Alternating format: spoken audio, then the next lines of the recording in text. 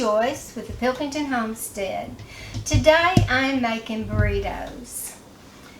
It's a pretty easy recipe and most of the ingredients you probably have in your cabinet.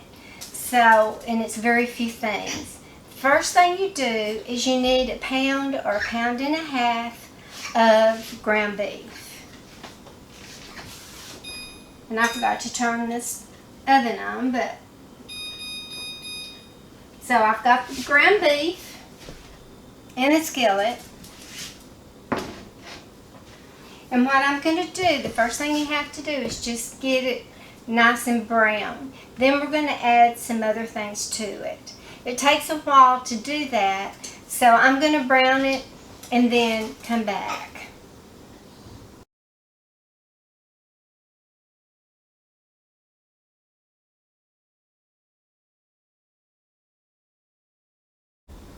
So I'm back and I have some nicely browned ground beef.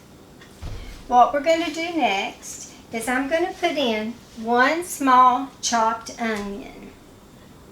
And if your beef has a lot of liquid, go ahead and drain that off so that your burritos won't be mushy. I'm going to put in 1 teaspoon of garlic powder, 1 teaspoon of chili powder, 1 large can of green chilies,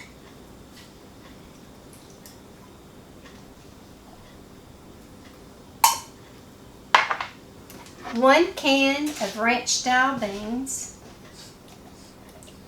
This is kind of a little bit different recipe, isn't it, than most of your burrito recipes, but I think it's going to be really good. And about half a can or 1 small can of tomato sauce, or about half a can of a large one. That's about right. Now, I'm going to stir this together. Actually, this would be a really good casserole right here. Throw some rice in here, and you'd have a really good Mexican casserole after you put it back on the stove and let it simmer for a little while. So this right here would make more than just one type of meal, which is something I like. I like to have something that I can make more than one thing from it, because then you can have your basic ingredients in your cabinet, and you can throw together fast a lot of different things. So I've got this put together. Now what I'm going to do is I'm going to put it on the stove, and I'm going to simmer it for like 5 minutes, 10 minutes, somewhere like that, until everything is really good and hot. And when that is done, I will be back. I have everything simmering on my stove, and I'm just going to add a pinch of salt. Just a little bit, you don't need much.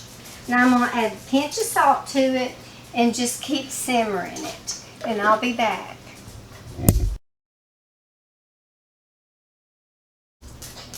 So I have my meat and all the trimmings in there, and I'm using the extra large flour tortillas, just any kind that you would like, and I have Mexican cheese, but you can use whatever type of cheese that you'd like to have. You want to use spicy jalapeno cheese, anything you would like to do, that would be good. You can even put jalapenos in here if you would like to. So at this point, you can dress it up any way that you like your burritos. Now these are baked burritos, not fried.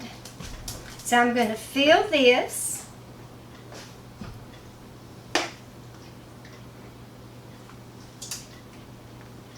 with some filling. I'm going to take some cheese and sprinkle over the top. Then I'm going to roll it just like you do a normal burrito. Just the ends over and then roll it.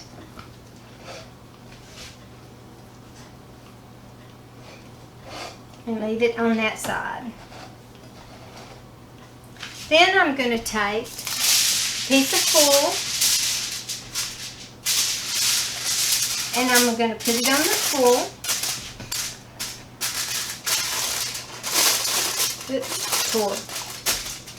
And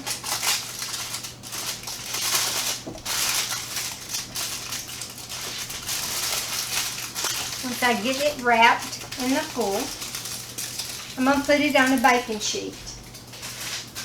I have my oven at 450 degrees and they bake for 5 minutes. So once I get all these rolled, I'll be back.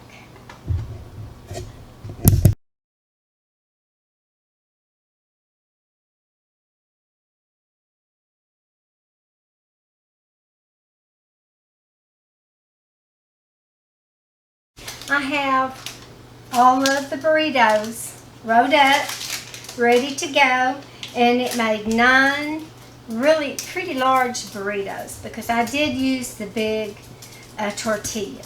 So now I'm going to put it in the oven and it's going to cook for 5 minutes. And remember, it's a 450 degree oven. And I will be back in just a minute.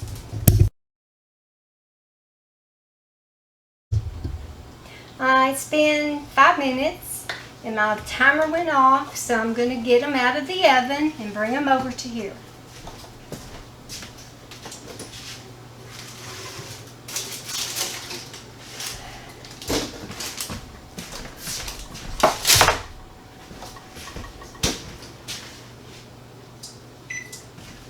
Okay, let's see what we got.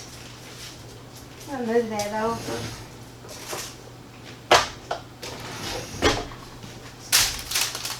I put it on parchment paper, but I don't think that was necessary since it's in foil. I didn't have to worry about anything spilling on my pan.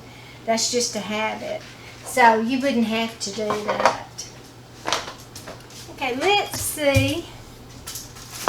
Since they are going to be just a soft burrito, I'm sorry. A soft burrito, they won't be brown. But they're going to be nice, soft.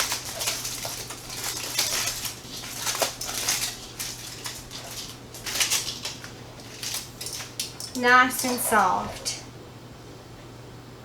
So I'm going to cut into it and let's see what it looks like. Ooh, nice and juicy. Doesn't that look good? Let's look at the other side. It's nice and juicy, but still where you can pick it up and just eat it like this if you want to, because it all holds together so well. Isn't it nice? So, and the cheese. Oh, can you see the cheese just squeezing out of there? I think you might enjoy this. Try it if you'd like to. And I hope you'll come back to see me and see the other things that we do on the homestead. I have things about chickens and gardens and vegetables, and we try to do a lot of things at the homestead, and I really like to share them with you. So please subscribe and like and come back to see me.